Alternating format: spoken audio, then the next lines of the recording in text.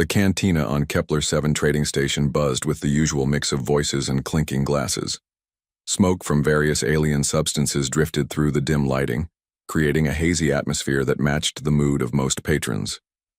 In the far corner, away from the main crowd, sat a figure that most beings gave a wide berth. Zethkar was not a creature anyone wanted to approach without good reason. His chitinous skin bore the deep scars of countless battles, each mark telling a story of violence and survival. His forearms moved independently as he lifted his drink, the glass looking tiny in his massive clawed hands. The Vorthon warrior had seen more combat than most soldiers saw in 3 lifetimes, and it showed in every movement he made. At the bar's center, a group of young coalition soldiers celebrated their recent victory over a primitive world.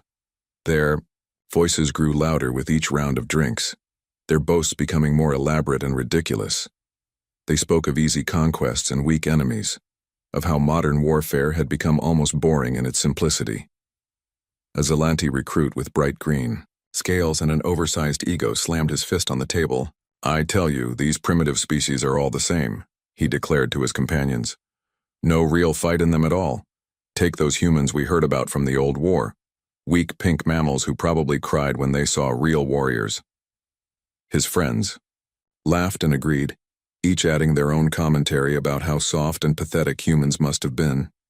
They had grown up after the war, never seeing combat against humanity, only hearing sanitized reports that downplayed the actual events. Laughter died suddenly when a low growl filled the air. Every head in the cantina turned toward the corner where Zethkar sat. The old warrior's eyes had turned a deep amber color, a sign of anger among his people. His drink sat forgotten on the table as he stared at the young soldiers. "You speak of things you know nothing about," Zethkar said, his voice carrying easily across the suddenly quiet room. The translation device around his neck gave his words a mechanical quality, but the menace behind them was pure and organic. The Zelanti recruit tried to maintain his bravado. "Oh, an old-timer wants to tell us war stories? Let me guess, you fought in some glorious battle against overwhelming odds and barely survived."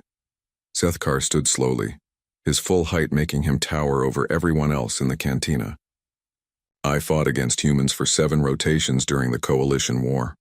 7 rotations of the most terrifying combat I have ever experienced. You call them weak pink mammals, but you have never seen what they can do when cornered."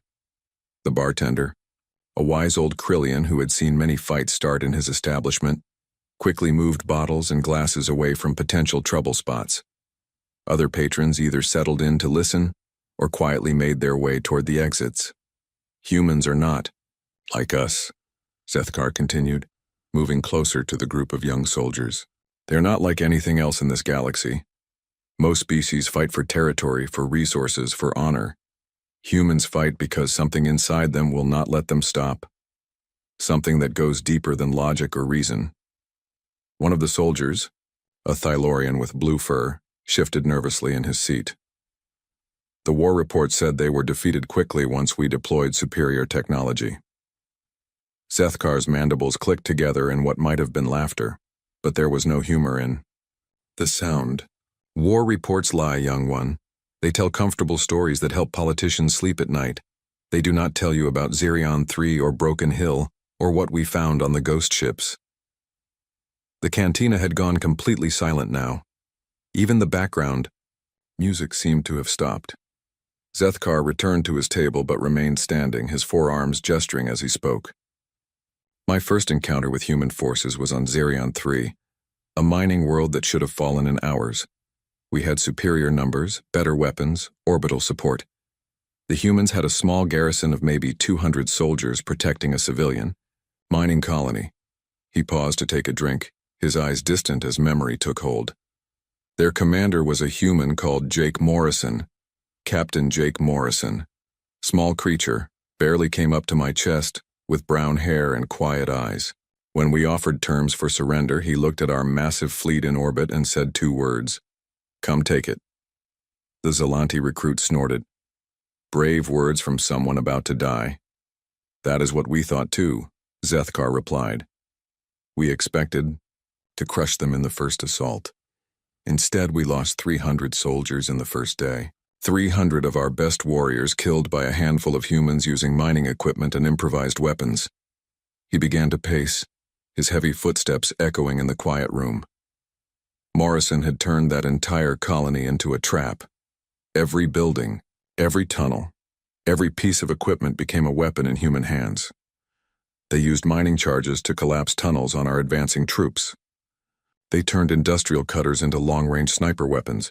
They made the very ground fight against us. But that was just tactics, interrupted another soldier, a Kaforian with multiple eye stalks. Any good commander could have done the same. Zethkar stopped pacing and fixed all his eyes on the speaker. You think it was just tactics? Let me tell you about the human medic we captured on the third day. A female called Amy Rodriguez who had been treating wounded miners in an aid station that got overrun. The old warrior's voice grew softer, more thoughtful. We interrogated. Her tried to get information about human defensive positions. She sat there, bleeding from her own wounds, and told us exactly where every human soldier was positioned. She betrayed her own people? Asked the Thylorian, confused. No, Zethkar said slowly. She told us the truth because she knew it would, not help us. Every position she revealed was a trap. Every weakness she pointed out was bait for an ambush. She sacrificed herself to mislead us, and we lost another 100 soldiers following her intelligence. He resumed pacing, his agitation growing as the memories flooded back. That was when I began to understand. Humans do not just fight with weapons or tactics. They fight with their entire beings. Every human becomes a weapon, even the wounded, even the dying. The cantina's atmosphere had grown heavy with tension. Several patrons had left quietly, but most remained, drawn by the raw honesty in the old warrior's voice. The siege lasted 3 days, Zethkar continued. 3 days of the most brutal urban combat I have ever experienced. We had to fight for every room, every corridor, every storage closet. The humans never retreated, never surrendered, never gave up ground without making us pay in blood. But you won in the end, right? Asked the Zelanti recruit, though his voice had lost its earlier cockiness. Zethkar turned to face him directly. We took the colony, yes. But victory? I am not sure what victory means when it costs you more than defeat. We lost over 2,000 soldiers taking Zerion 3, 2,000 warriors to defeat 200 humans and some civilian miners. He sat back down heavily, suddenly looking every one of his many years. And that was just the beginning. Zerion 3 taught us that fighting humans was unlike anything we had ever experienced. But we thought it was an exception, a fluke. We thought other human colonies would be easier. The old warrior picked up his drink again, staring into its depths. We were wrong. Every human settlement we attacked fought the same way. Every battle became a nightmare of improvised weapons, desperate tactics, and soldiers who simply refused to die quietly. So what happened next? Asked one of the soldiers, genuinely curious now. Zethkar looked up from his drink, his amber eyes reflecting decades of painful memories. Next came Broken Hill, where I learned that human determination goes far beyond anything rational. But that is a story for another moment. The cantina remained silent, waiting to see if the old warrior would continue. But Zethkar had fallen, quiet, lost in remembrances of a war that had ended years ago but still haunted his dreams every night. The silence in the cantina stretched on for several minutes. Zethkar sat staring into his drink, lost in memories that clearly brought him no peace.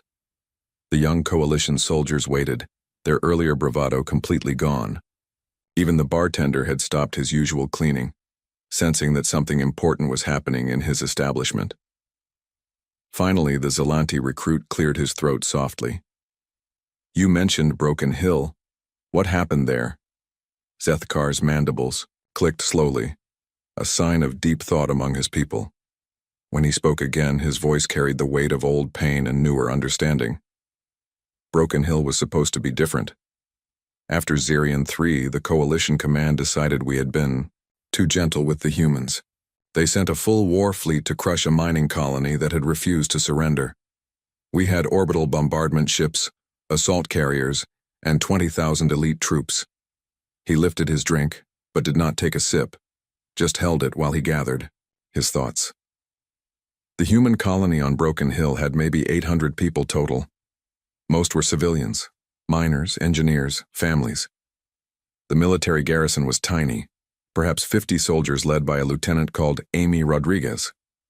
One of the soldiers leaned forward. Rodriguez? Wasn't that the medic you mentioned before? Different human, same name. Humans often share names, which confused our intelligence reports. Zethkar's eyes grew distant as the memory took hold. This Amy Rodriguez was an engineer, not a medic, but she would prove just as dangerous in her own way. The old warrior stood again and began his slow circuit of the table.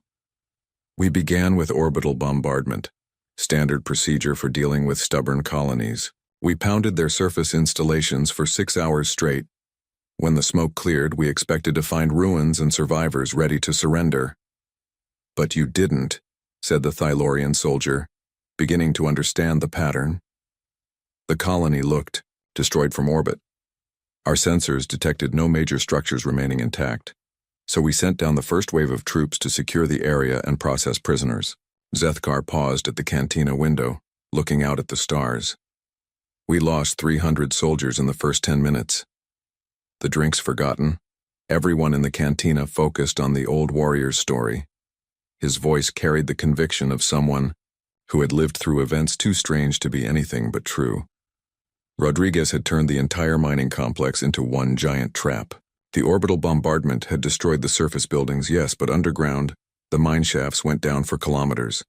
She had connected every tunnel, every chamber, every maintenance shaft into a network of death. Zethkar turned back to face his audience.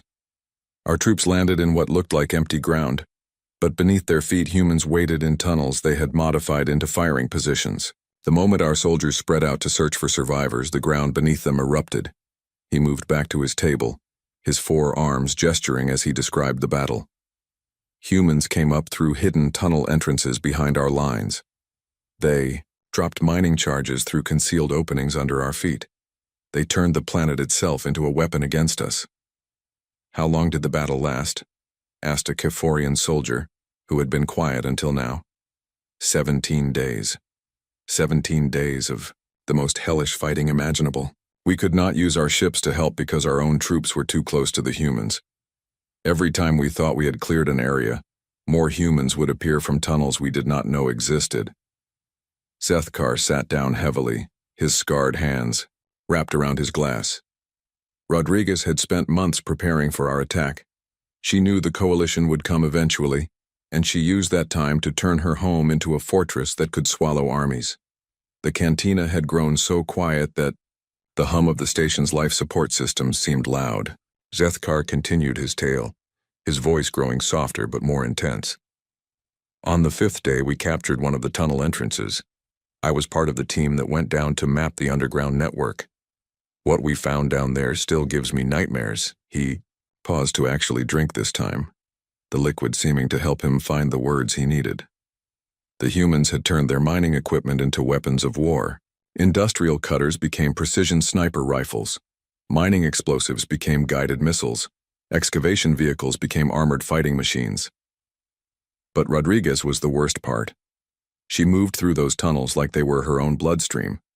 She knew every passage, every shortcut, every hiding place. She could appear anywhere, strike and vanish before we could respond. One of the soldiers shifted uncomfortably. She was just one human. Surely your numbers meant something. Zethkar's laugh held no humor at all. Numbers meant nothing down there. The tunnels were narrow, so we could only advance in small groups. Rodriguez had set up choke points where a single human with the right weapon could stop 50 soldiers. She turned our own size and strength against us. The old warrior's eyes seemed to look through the cantina walls, seeing events from decades past. On the 8th day, we tried to flood the tunnels with poison gas. Rodriguez had anticipated this, too. The humans had breathing equipment from their mining operations, and they had modified the tunnel ventilation to work in their favor. The gas killed more of our own troops than theirs. Rodriguez had set up the airflow so that our gas would be pulled into areas where our soldiers were fighting. She used our own weapons to hurt us. The Zelanti recruit, who had started this conversation with his boasts about weak humans, now looked sick. How did it end? Zethkar was quiet for a long moment. When he spoke again, his voice carried a note of something that might have been respect. On the 15th day, I encountered Rodriguez directly. I was leading a squad through what we thought was a cleared tunnel when she appeared from a hidden panel in the wall. She was small even for a human. Brown hair, green eyes, wearing a mining suit covered in rock dust and our soldiers' blood. She had an industrial cutter in her hands, modified into something that could punch through our armor. The old warrior's mandibles clicked rapidly, a sign of agitation. She looked at me, this tiny human female, and I saw something in her eyes that I had never seen before. Not fear, not hatred, not even anger. She looked at me like I was already dead. We fought in that tunnel for what felt like hours but was probably only minutes. She was faster than any human should be, moving like she knew every inch of space around her. Which, of course, she did. It was her home. Zethkar held up, one of his forearms showing a deep scar that ran from his wrist to his elbow. She gave me this before I finally managed to wound her badly enough to stop the fight. But even bleeding and obviously dying, she kept trying to reach a device on her belt. What was the device? Asked the Thylorian, though his voice suggested he already feared the answer. Detonator. She had rigged explosives throughout that entire section of tunnel. If she had reached it, she would have brought down half the underground network, killing herself, me, and probably 200 soldiers from both sides. The cantina remained silent as everyone processed this information. Finally, one of the soldiers asked, "Did she die?" Eventually. But not before she told me something that I will never forget. Zethkar's voice dropped to barely above a whisper. She said that even if we killed every human on Broken Hill, there were thousands of other colonies, just like it, thousands of other engineers like her, preparing the same kinds of defenses. She told me that humans had been fighting wars for thousands of years before they ever left their home planet. She said fighting was something they understood better than peace, and that we had made a terrible mistake by bringing war to their worlds. Zethkar finished his drink and set the glass down with a soft clink. The siege ended 2 days later, when the remaining humans finally ran out of ammunition and explosives. We had taken Broken Hill, but it cost us over 4,000 casualties to defeat 800 humans, and Rodriguez was right about the other colonies. Every human world we attacked after that fought the same way. Every battle became a nightmare that lasted weeks and cost us thousands of soldiers. The old warrior looked around at the young faces, staring at him. That was when I began to understand that we were not fighting a normal war. We were fighting something much more dangerous. We were fighting a species that had turned conflict into an art form. The air in the cantina had grown thick with tension and the weight of old memories. Zethkar sat motionless for several minutes after finishing his account of Broken Hill. The young coalition soldiers exchanged uncomfortable glances, no longer eager to hear more about human warfare. But something in the old warrior's manner suggested he was not finished with his tale. A soft chime from the cantina's chronometer marked the late hour, but nobody moved to leave. The bartender had given up any pretense of working and stood listening, like everyone else. Finally, the Thylorian soldier spoke up. "You said there were ghost ships. What did you mean by that?"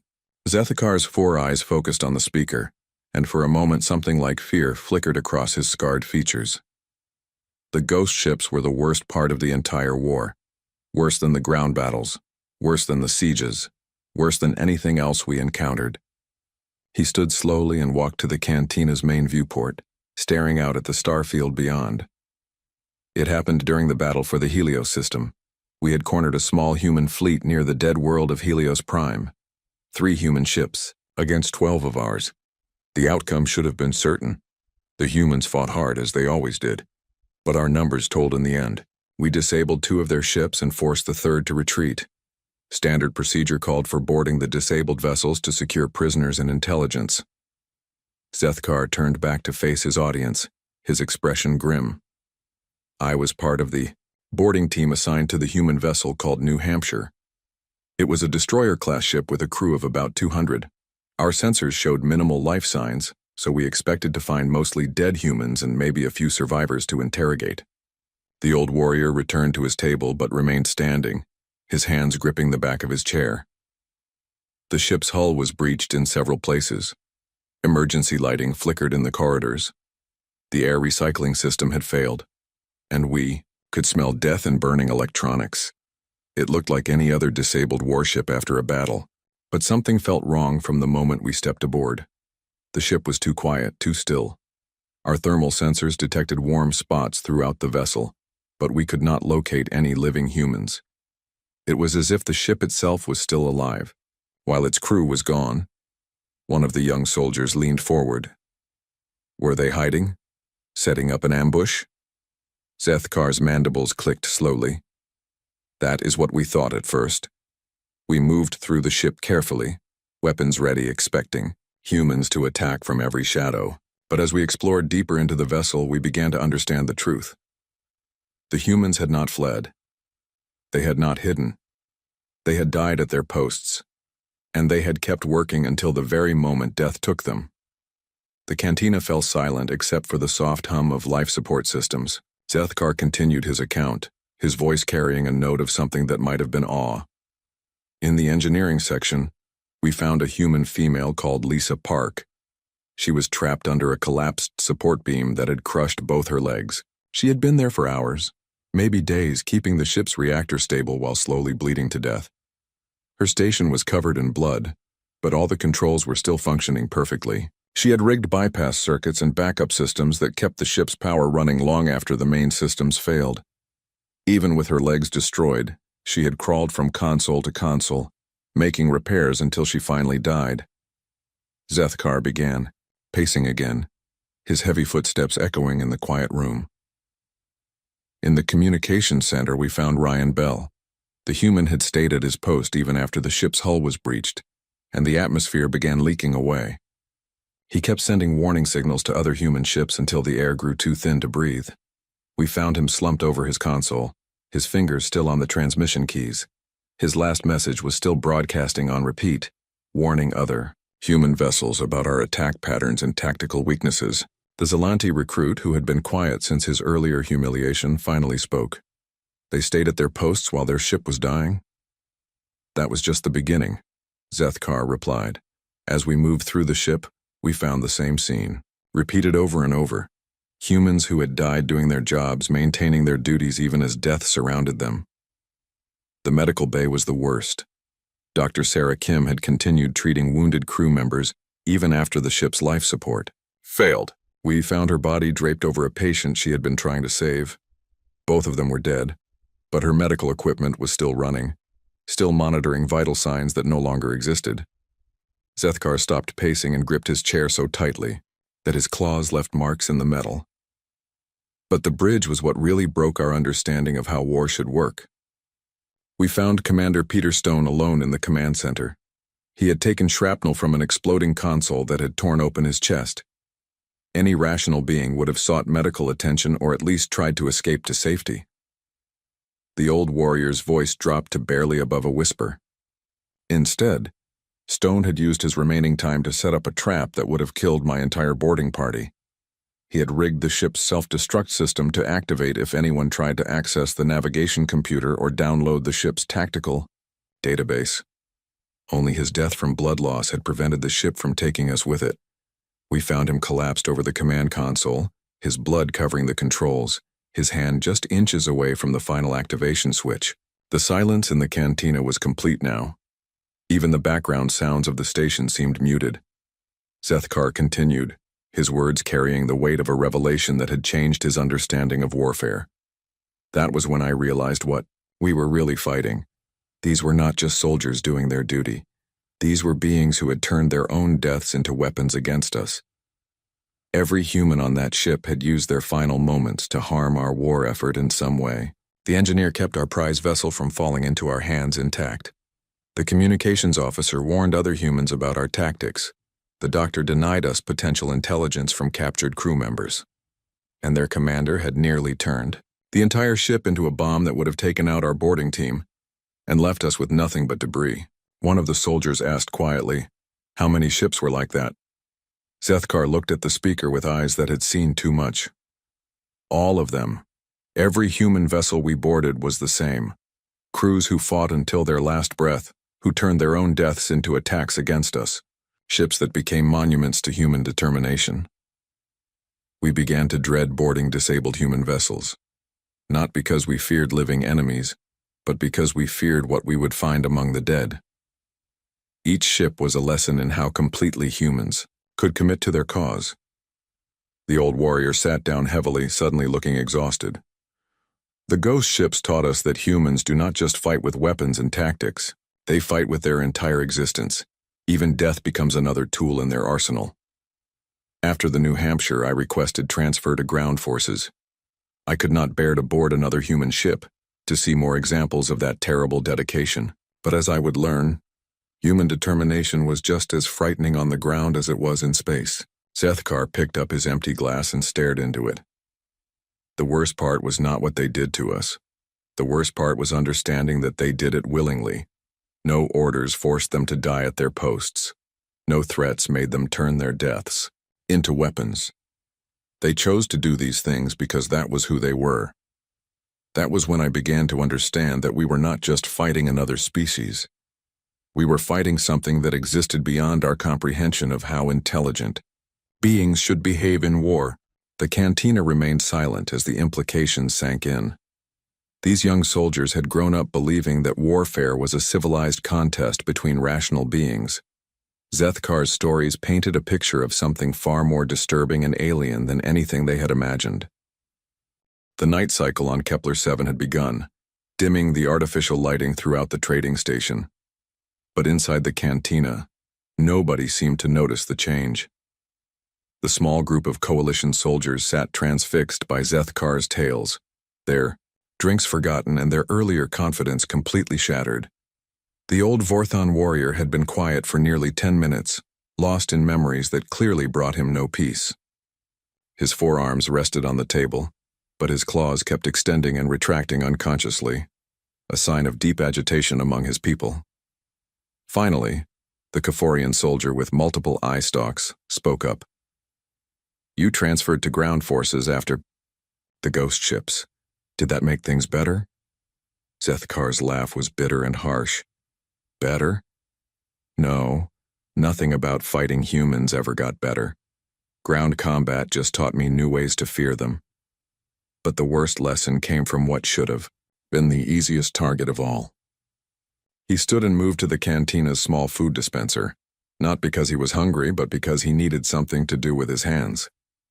6 months after the New Hampshire incident, my unit was assigned to intercept a human hospital ship in the Tau Ceti system. "A hospital ship?" asked the Thylorian soldier. "Those are supposed to be protected under galactic warfare conventions." "They are," Zethkar agreed, returning with a nutrition packet he had no intention of eating.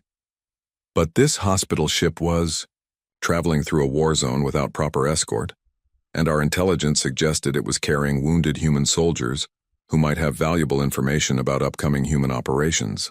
The old warrior tore open the packet but just held it while he continued his story.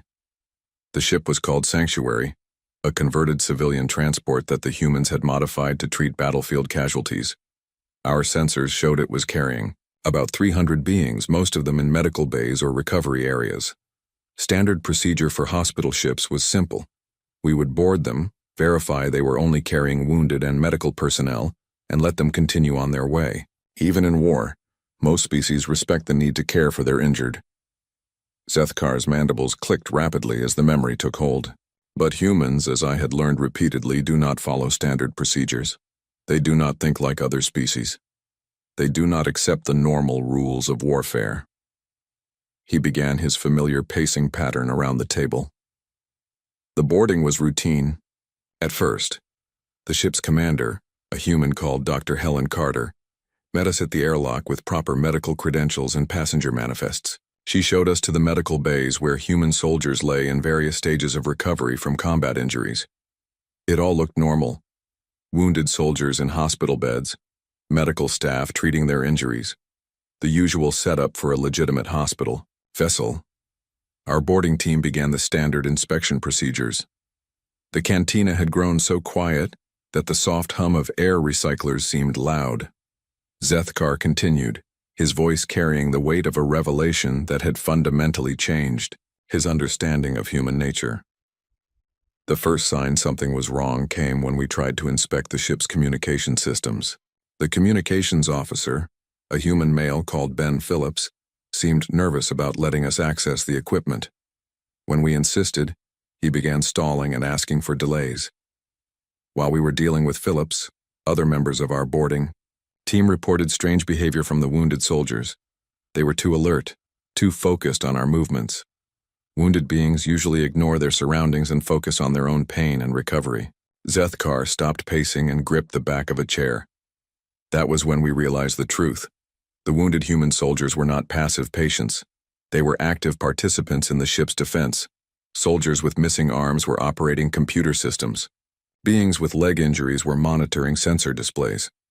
Even patients connected to life support equipment were providing tactical analysis and intelligence.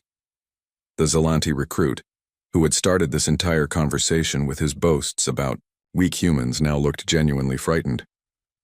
They had turned their hospital ship into a warship. Worse than that, Zethkar replied. They had turned their wounded into soldiers who fought from hospital beds. Every patient became a crew member. Every medical bay became a command center. The entire ship was one giant weapon disguised as a place of healing. The old warriors' voice grew softer but more intense. Dr. Carter had armed the walking wounded and positioned them throughout the ship. Soldiers who could barely stand were manning defensive positions. Patients who should have been unconscious from pain medication were operating weapons systems. The ship's chief surgeon, Dr. Alex Morgan, continued performing operations even as our boarding party fought through the corridors outside his medical bay. When we finally breached the surgery area, we found him still working on a patient while using his own body to shield the operating table from weapons fire. Zethkar sat down heavily, his scarred hands trembling slightly as he remembered the scene. Morgan had 3 separate wounds from our energy weapons, but he kept operating until he completed the surgery. Only then did he collapse and die, still covering his patient with his body. Nurse Phillips had organized the mobile patients into fighting units based on their remaining capabilities. Soldiers who had lost legs became stationary gunners. Patients with arm injuries became spotters and communication relays. Even the most seriously wounded found ways to contribute to the ship's defense. The silence stretched on as everyone processed what they were hearing. Finally, one of the soldiers asked, "How many casualties did you take?" 47 members of our boarding party died taking that hospital ship. 47 elite warriors, killed by wounded humans who should have been helpless patients. Zethkar's voice carried a note that might have been respect mixed with horror. But the worst part was not the fighting. The worst part was understanding what we had found. These were not soldiers pretending to be patients. They were genuinely wounded humans who had simply refused to stop being soldiers. The old warrior picked up his nutrition packet but set it down again without eating. Dr. Carter explained it to me before she died from her wounds. She said that human military personnel do not stop being warriors just because they are injured. Their duty continues regardless of their physical condition. She told me that every human on that ship had volunteered to keep fighting despite their injuries. No orders forced them to turn their hospital into a fortress. They chose to do it because that was what humans do when their people are threatened. Zethkar's 4 eyes focused on each of the young soldiers in turn. That was when I finally understood the true horror of fighting humans. It was not their weapons or their tactics that made them so dangerous. It was their absolute refusal to accept defeat under any circumstances. Other species fight until the cost becomes too high. Then they surrender or retreat. Humans fight until they literally cannot fight anymore. And then they find new ways to keep fighting. Being wounded does not stop them. Being outnumbered does not stop them. Even being on a hospital ship does not stop them. The Thylorian soldier shifted uncomfortably in his seat. How did the war finally end if humans never surrender? Zethkar was quiet for a long moment before answering. That is a question I have thought about for many years. The official reports say we achieved our strategic objectives and negotiated a favorable peace treaty. But those of us who actually fought against humans know the real truth. The war ended not because we defeated the humans, but because they decided we had suffered enough. They chose to stop fighting not because they had to, but because they wanted to. That may be the most terrifying thing of all about human warfare. The old warrior stood and walked back to the viewport, staring out at the stars. A species that can turn their wounded into weapons, their hospitals into fortresses, and their deaths into attacks against their enemies, is not a species that loses wars through conventional means. The hospital ship taught me that humans do not just refuse to surrender. They refuse to accept that surrender is even possible. Every human becomes a weapon. Every location becomes a battlefield. Every moment becomes an opportunity to hurt their enemies. That is why those of us who fought in the war fear humans more than any other species in the galaxy, not because of their technology or their numbers, but because of what they are willing to become when war demands it. The cantina had fallen into a deep silence that seemed to stretch on forever. Outside the viewport, ships moved through the darkness between stars, their lights blinking like distant memories. Inside, the small group of beings sat motionless, processing stories that had shaken their understanding of warfare and the galaxy itself. Zethkar remained standing at the viewport, his forearms hanging at his sides as he stared into space. The scars on his chitinous skin seemed more pronounced in the dim lighting, each mark a reminder of battles fought against an enemy, unlike anything the galaxy had ever seen. The Zelanti recruit who had started this entire conversation with his boasts about weak humans now sat hunched over his untouched drink. When he finally spoke, his voice was barely above a whisper. "I do not understand. If humans fight like you describe, how did the war ever end? How does anyone defeat beings who refuse to stop fighting?" Zethkar turned away from the viewport and looked at the young soldier. For the first time since beginning his stories, something that might have been a smile crossed his alien features. But it was not a pleasant expression. That is the question that haunts everyone who fought in that war. The official reports claim we achieved our military objectives and forced the humans to accept reasonable peace terms. Coalition politicians still give speeches about our glorious victory over human aggression. The old warrior moved back to his table and sat down slowly. But those of us who actually fought know the truth. We did not defeat the humans. We never came close to defeating them. The war ended because they chose to let it end. I was present at some of the peace negotiations on neutral ground. I saw human diplomat Grace Turner sit across from our highest military commanders and political leaders. She did not act like a representative of a defeated species. She acted like someone who was doing us a favor by talking instead of fighting. Zethkar picked up his empty glass and turned it slowly in his hands. Turner had the same calm intensity that human soldiers showed in battle.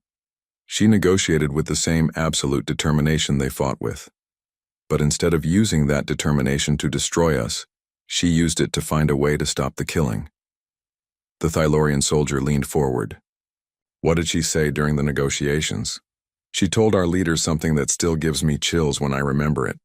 She said that humans had been studying our military capabilities, our population centers, our industrial capacity. They had been planning what they called total warfare if the conflict continued. The old warrior's mandibles clicked rapidly as he recalled the moment. Turner explained that humans had developed new weapons and tactics that they had not yet used.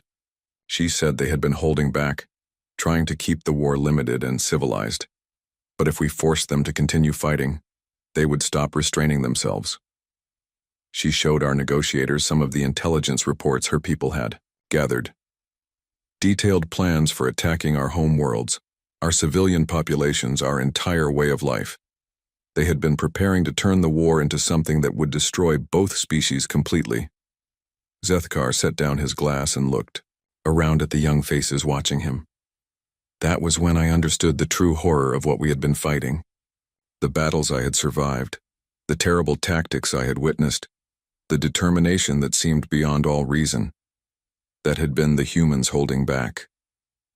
All those stories I have told you tonight, all those examples of human warfare that seemed so extreme and frightening, they were the humans trying to fight a civilized war according to galactic conventions.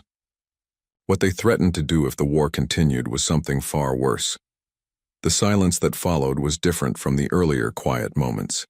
This was the silence of beings trying to comprehend something that challenged their basic understanding of how intelligent species should behave. Finally, the Kaforian soldier asked, "So the war ended because they threatened total destruction?" "No," Zethkar replied firmly. "The war ended because they offered mercy. Turner could have demanded anything from us. Complete surrender, massive compensation, territorial concessions. Instead, she offered a simple peace agreement that allowed both species to return to their normal lives. She said that humans did not want to rule over other species or conquer the galaxy. They just wanted to be left alone to develop their colonies and live their lives. If we stopped attacking them, they would stop defending themselves." The old warrior stood and began his familiar pacing pattern. I learned later that this offer of mercy was typical of how humans think about conflict. They do not fight to dominate their enemies. They fight to make the fighting stop. Once they achieve that goal, they are willing to forgive and move forward. But Turner also made it clear that this mercy was conditional. If any species attacked humans again, if anyone threatened their colonies or their people, the response would be immediate and total. There would be no gradual escalation, no limited warfare, no second chances. Zethkar stopped pacing and faced his audience directly. She told our negotiators that humans had learned from thousands of years of warfare on their home planet. They understood that the best way to prevent future wars was to make the cost of starting one absolutely unacceptable. So they offered us a choice. We could accept their mercy and live in peace, or we could face the full capabilities of human warfare without any restraints or limitations. The choice was ours to make. The Zelanti recruit looked up from his drink. And the coalition chose peace. Every species in the coalition chose peace, Zethkar confirmed. Even the most aggressive military leaders understood that continuing the war would mean the destruction of everything we had built over thousands of years of galactic civilization. The old warrior returned to his seat and picked up his glass, again though it remained empty. That was 20 years ago.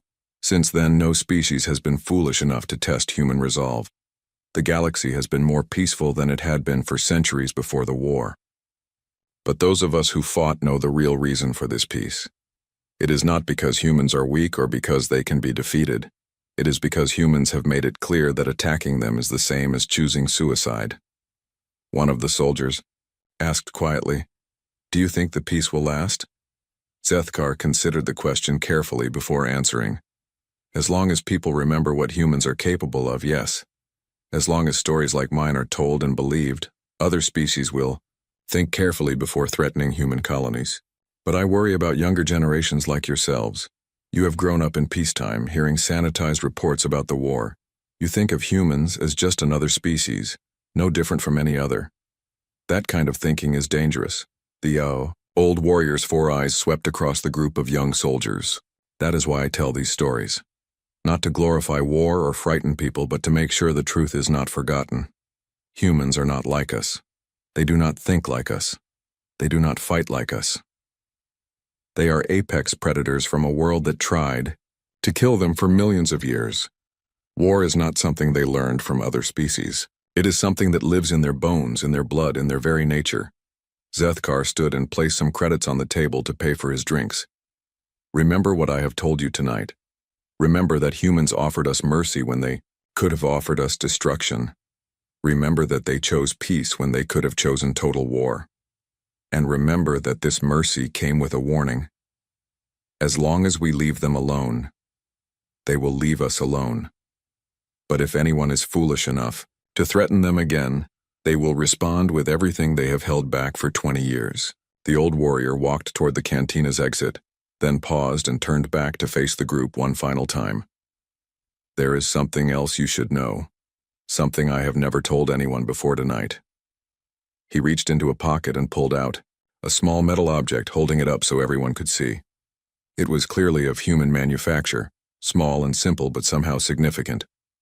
"This is a military decoration from Captain Jake Morrison, the human commander from Zarian 3. He gave it to me during the prisoner exchange that followed the peace negotiations.